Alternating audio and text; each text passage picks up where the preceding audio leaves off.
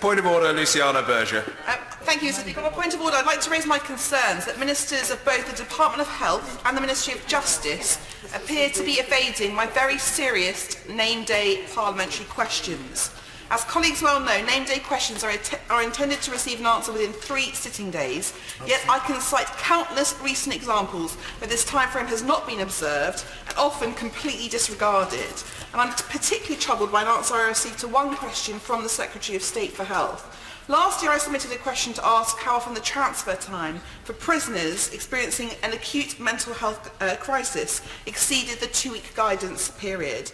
I found that in 2015-16 it was 3 out of 4 cases took longer than 2 weeks. When I submitted the identical question last month to get hold of the most recent figures for 2016-17 to date, I was told that the data is not held in the requested format.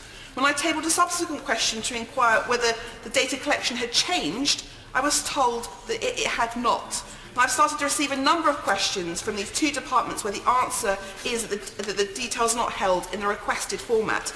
I wonder how the Department of Health can possibly avoid answering these questions and withholding vital information it clearly has access to. Well, I'm very grateful to the Honourable Lady for her point of order. My response is as follows. First, as has been said on innumerable occasions, there is a responsibility on ministers to provide answers to parliamentary questions that are both timely and substantive. I cannot comment on the question of whether the material the Honourable Lady sought is held in the form that she had in mind, but the central point is that ministers are supposed to attend both to the letter and to the spirit of the inquiry from an honourable member and to seek to accommodate that member by providing, as I've said, a timely and substantive response. That's the first point. The second point is that over a period of years, as members on both sides of the House will be keenly conscious, it has become commonplace for the record of individual government departments on these matters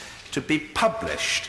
And it seems to me to show very considerable discredit on the part of a government department persistently to fail in a timely and substantive way to respond to honourable members' questions. The Honourable Lady's point of order will have been heard on the Treasury bench, and my concluding observation is that the Leader of the House traditionally has seen it as part of his or her duty to persuade ministers to up their game in these matters. And my clear understanding is that the Right Honourable Gentleman Member for Aylesbury recognises his responsibility in these matters, and I hope it will not be necessary for this matter continually to be raised on the floor of the House. So an improvement is required. And my final observation to the Honourable Lady is that if this problem persists, I urge her to write to the Honourable Gentleman, the Member for Broxbourne, who chairs the Procedure Committee, who on behalf of the House will, I think, be only too happy to chase progress in this matter.